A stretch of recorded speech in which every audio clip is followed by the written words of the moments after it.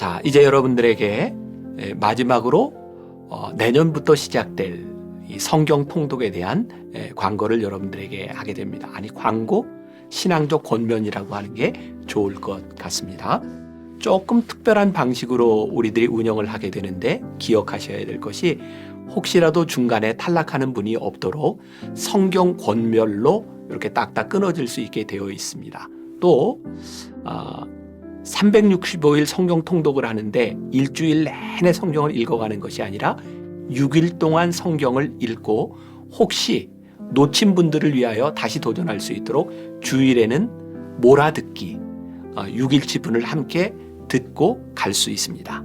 또 중간에 혹시 놓친 분이 있다면 다음 권수부터 시작하면 역시 좋을 것 같습니다. 어쨌든 창세기부터 요한계시록까지 통독을 하게 됩니다.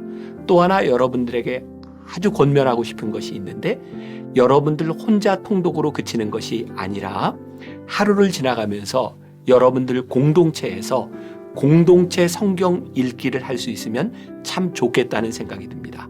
그래서 새해를 맞이하는 열흘을 남겨둔 이 시점에서 여러분들 직장이나 학교나 여러분들 공동체에서 우리 함께 성경을 읽읍시다 라고 하는 공동체 성경 읽기를 권면하고 한 해를 살아간다면 아마 여러분들의 삶에 혁신적인 변화가 오리라고 생각합니다. 자, 1월 1일부터 12월 31일까지 1년 동안 성경 통독을 기대하고 준비하고 승리합시다.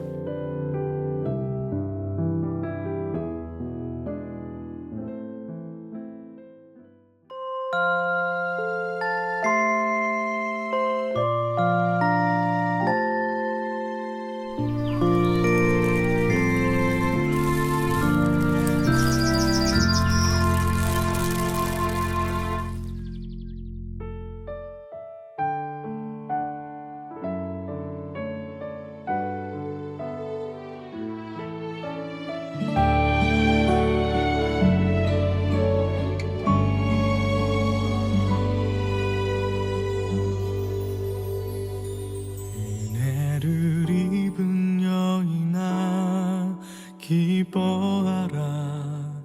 은혜를 입은 여인아 기뻐하라. 아이를 낳으리니 이는 예수라. 그가 자기 백성을 구하리라. 이는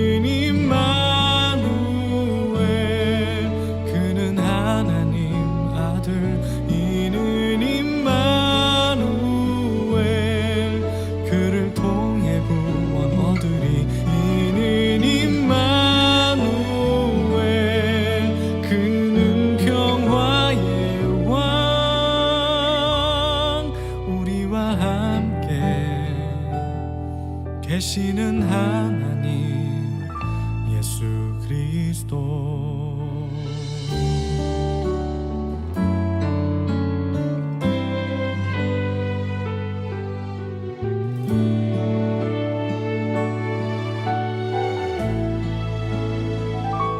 그 빛난 영광의 약속 바라볼 때 내 영의 하늘의 소망 가득하네. 모든 사람 위하여 그가 오셨네. 무너진 마음 온전케 회복되리. 이는 임마누엘. 그는 하나님 아들. 이는 임마누엘. 그를 통해 구원 얻으리. 이는 임마누엘. 그는 평화의 왕. 우리와 함께 계시는 하나님. 이는 임마누엘. 그는 하나님 아들. 이는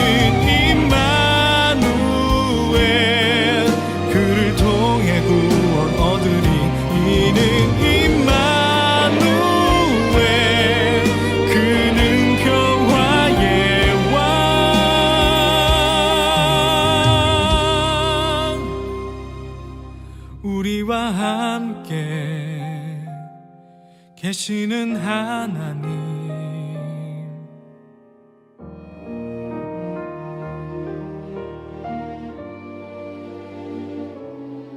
우리와 함께 계시는 하나님 예수 그리스도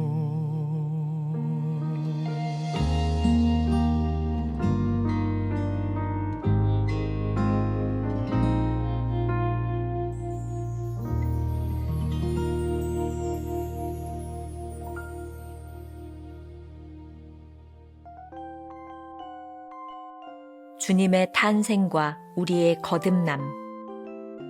보라, 처녀가 잉태하여 아들을 낳을 것이요 그의 이름은 임마누엘이라 하리라. 이사야 7장 14절. 역사 속 주님의 탄생. 천사가 대답하여 이르되 성령이 내게 임하시고 지극히 높으신 이의 능력이 너를 덮으시리니 이러므로 나실 바 거룩한 이는 하나님의 아들이라 일컬어지리라. 예수님께서는 이 세상으로 태어나신 것이지 이 세상으로부터 태어나신 것이 아닙니다. 그분은 역사 속에서 나오신 것이 아니고 외부로부터 역사 속으로 들어오신 것입니다. 예수님은 사람 중 최고의 사람이 아닙니다. 그분은 인류에 의해 전혀 설명될 수 없는 존재입니다. 그분은 사람이 하나님이 되신 것이 아니며 하나님께서 성육신 하신 것입니다. 곧 하나님이 사람의 몸으로 오신 것이요 외부에서 인간에게 오신 것입니다. 그분의 생명은 지극히 높으시고 거룩하신 생명으로서 가장 낮은 문을 통해 이 땅에 들어오셨습니다. 주 예수님의 탄생은 하나님의 강림입니다. 내 안에 주님께서 나심. 나의 자녀들아, 너희 속에 그리스도의 형상을 이루기까지 다시 너희를 위하여 해산하는 수고를 하노니. 예수님께서 외부의 세계에서 인간의 역사 속으로 들어오신 것처럼 그분은 외부에서 내 안으로 들어오십니다. 당신은 개인적인 인생을 하나님의 아들을 위한 베들레헴이 되게 한 적이 있습니까? 만일 당신이 자연적인 출생과는 완전히 다른 초자연적인 방법으로 다시 나지 않으면 당신은 하나님의 나라에 들어갈 수 없습니다. 네가 거듭나야 하겠다. 지금 이 말씀은 어떤 명령이 아니라 가장 근본적인 진리를 선포하신 것입니다. 거듭남의 특징은 내가 나 자신을 완전하게 하나님께 드릴 때 그리스도께서 내 안에 조성되는 것입니다. 그리스도께서 내 안에 형성되는 순간 그리스도의 속성이 나를 통해 역사하시기 시작합니다. 하나님께서 내 육체 가운데 나타나심. 이 사건은 구속에 의해 너무나 심오하게 당신과 내게 가능하게 되었습니다. 즉, 구속에 의해 하나님께서 당신의 몸과 내 몸 안에 계십니다. 김병삼 목사의 매일 만나 365, 오늘은 12월 25일 주님의 탄생과 우리의 거듭남이라는 제목으로 말씀을 나누겠습니다. 오늘의 주제, 주님이 우리에게 오심. 오늘은 인간의 몸을 입고 세상에 오신 주님을 기념하는 성탄절입니다. 주님의 탄생을 우리는 강림이라고 말하는데 이 말의 의미는 이렇습니다. 그분은 역사 속에서 나오신 것이 아니고 외부로부터 역사 속으로 들어오신 것입니다. 강림이란 역사 속으로 들어오신 주님을 표현하는 말입니다. 기독교 역사 속에서 예수님의 인성과 신성을 주제로 아주 오랫동안 신학적 논쟁이 있어 왔습니다. 이 땅에 오신 예수님은 인간이실까요? 아니면 하나님이실까요? 올바른 신학적 교리를 말한다면 예수님은 완전한 하나님이신데 인간의 몸을 입고 완전한 인간으로 이 땅에 오신 것입니다. 예수님은 인간의 몸을 입고 세상에 태어나셨지만 인간의 역사 속에 갇혀 계신 분이 아닙니다. 왜냐하면 그분은 참 하나님이시기 때문입니다. 그분은 하나님의 몸으로 이 땅에 오신 것이 아닙니다. 하나님께서 인간의 몸으로 성육신하신 것입니다. 그러므로 하나님이 이 땅에 오신 것은 역사 속으로 들어오신 것입니다. 주님의 오심은 초월적인 일이지만 역사적인 사실을 부인할 수 있는 것은 아닙니다. 우리가 흔히 기독론이라고 부르는 기독교의 가장 중요한 신학적 주제는 이것입니다. 하나님께서는 역사 속에서 예수 그리스도의 몸으로 탄생하셨습니다. 누가복음 1장 35절 말씀, 천사가 대답하여 이르되 성령이 내게 임하시고 지극히 높으신 이의 능력이 너를 덮으시리니 그러므로 나실 바 거룩한 이는 하나님의 아들이라 일컬어지리라. 하지만 역사 속에 오신 예수님을 우리가 알고 기념한다고 하면 과연 그분이 우리와 구체적으로 무슨 관계가 있을까요? 역사 속에 오신 주님이 우리와 관계를 가지려면 필연적으로 다음 질문을 던져야 합니다. 챔버스는 이전에도 우리에게 이런 질문을 던진 적이 있습니다. 그분은 외부로부터 내 안으로 들어오십니다. 당신은 개인적인 인생을 하나님의 아들을 위한 베들레헴이 되게 한 적이 있습니까? 크리스마스가 되면 가장 많이 듣는 단어 중에 하나가 베들레헴이라는 지명입니다. 예수님께서 마리아의 몸을 빌려 태어나신 곳이 바로 베들레헴의 마구간이었습니다. 우리가 베들레헴이 된다는 말은 우리 안에서 그리스도의 생명이 태어난다는 것입니다. 이것은 육신의 방법이 아니라 초자연적인 방법을 통해 일어나는 것입니다. 니고데모가 예수님께 찾아왔을 때 주님은 거듭나지 않고는 하나님 나라를 볼 수 없다 말씀하셨습니다.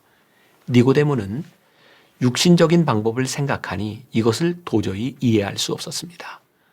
분명한 것은 거듭나지 않고는 하나님 나라에 갈 방법이 없다는 것입니다. 이것은 단순히 하늘나라에 가는 방법을 이야기하는 것이 아니라 가장 근본적인 진리의 선포입니다. 그렇다면 초자연적인 역사로 그리스도가 우리 안에서 새로운 생명을 시작하는 즉 거듭남의 증거는 무엇일까요? 챔버스는 이렇게 말합니다. 거듭남의 특징은 내가 나 자신을 완전하게 하나님께 드릴 때 그리스도께서 내 안에 조성되는 것입니다. 그리스도께서 내 안에 형성되는 순간 그리스도의 속성이 나를 통해 역사하시기 시작합니다. 여기서도 꽤 어려운 말들이 등장합니다. 그리스도께서 내 안에 조성된다. 내 안에 형성된다. 또 그리스도의 속성이 나를 통해 역사한다. 와 같은 개념들이죠. 어렵기는 하지만 그동안 지속적으로 들어왔던 챔버스의 말을 통해 이제는 우리에게 이해가 되지 않을까라는 생각이 듭니다. 그리스도의 속성이 무엇인가요? 죽기까지 하나님께 순종하여 십자가를 지신 것입니다. 자신의 뜻이 아니라 하나님의 뜻이 이루어지도록 사명을 감당하신 것입니다. 그러한 그리스도의 속성이 우리 안에서 새롭게 만들어진다면 우리도 하나님께 온전히 순종하게 됩니다. 그리스도의 속성, 즉 죽기까지 십자가에서 순종하신 주님의 모습이 우리 안에서도 나타납니다. 그러니 우리를 통해 구속의 역사가 나타나기 시작합니다. 우리가 아무리 거듭났다고 우겨도 그리스도께서 행하신 구속의 역사가 나타나지 않는다면 거듭난 것이 아닙니다. 우리의 성질과 욕망으로 하나님께 양도하지 못한 것들이 남아있다면 아직 거듭난 것이 아닙니다.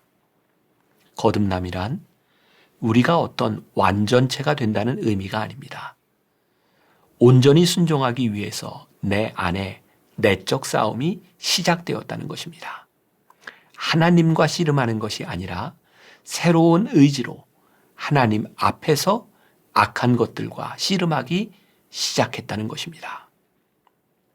학창시절 제가 다니던 교회의 성가대를 지휘하던 권사님이 있었습니다. 음악에 대한 예민함이 조금 지나쳤던 분이죠. 연습하다 마음에 들지 않으면 화도 내고 주변에 있는 것들을 막 집어던지던 그런 분이었습니다. 그런데 이분이 교회에서 열린 부흥회에 참석해 은혜를 받았습니다. 그리고 사람들 앞에서 간증도 했습니다.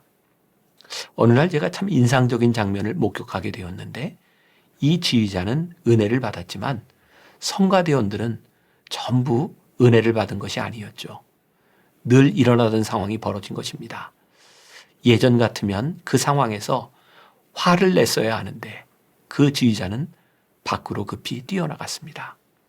그리고 교회 마당 화단에 있는 큰 돌을 벽에 집어던지고는 다시 들어와 성가 연습을 했습니다. 저에게 참 인상적인 장면이었습니다. 거듭났다는 것이 모든 상황을 변화시키는 것이 아니고 자연적으로 태어난 기질을 바꿔주는 것도 아니라는 것을 알았습니다. 단지 그 속에서 원하지 않는 본성과 맞서 싸울 용기가 생겼다는 의미임을 알게 된 것이죠. 챔버스는 이 구속의 사건이 우리의 육체 가운데 나타나는 것이 거듭남이라고 말합니다. 바로 이것이 그리스도께서 우리 안에 계시다는 증거입니다. 우리가 기억해야 될 한 줄 노트. 구속에 의해 하나님께서 우리 몸에 계시기 때문에 그리스도의 속성이 나타나는 것, 그것이 바로 거듭남입니다. 오늘 하루 이런 질문을 가지고 살아봅시다. 오늘 성탄절을 맞이하여 당신에게도 나도 베들레헴이 되었다 라고 고백할 믿음과 간증이 있습니까? 기도하겠습니다. 오늘 우리가 성탄절을 맞이합니다. 매년 크리스마스를 생각하며 주님의 나심을 기념합니다. 중요한 것은 주님의 나심이 우리들에게 무슨 관계가 있는지, 하나님이 이 땅 위에 인간의 몸을 입고 오신 그 사건이 우리의 거듭남과 어떤 의미가 있는지를 생각하는 하루가 되게 하여 주옵소서.